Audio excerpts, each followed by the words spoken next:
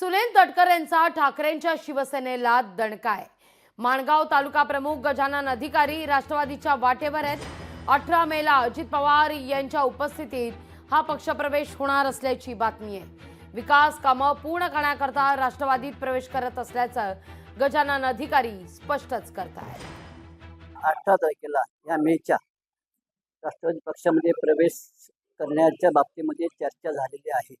त्या ग्रामीण भागातल्या हायस्कूलच्या अनेक समस्या आहेत, पण शिवसेना असून सत्तेमध्ये नसल्यामुळे त्या समस्या दूर करता येत नाही किंवा हायस्कूलला अवश्य असणाऱ्या सुविधा ह्या होत नाही। त्या हायस्कूलच्या बाकी सर्व सुविधा करण्यासाठी फंड चांगला मिळेल, सुसज्ज इमारत होईल आणि ह्याच भावनेतून आम्ही सर्व संचालक मंडळाने आणि त्या असणाऱ्या परिसरातल्या गावांच्या सहकार्याने आम्ही राष्ट्रवादी पक्षात जाऊन हायस्कूलच्या सुशोभीकरणाकरता, हायस्कूलच्या दर्जेदार शिक्षणाकरिता, इमारतीकरिता, पटांगणाकरिता एक चांगली सुविधा मिळेल अशा अपेक्षानेच आम्ही राष्ट्रवादी पक्षामध्ये प्रवेश केलेला आहे। लोकशाही मराठी ऐका, पहा, जागरूक रहा।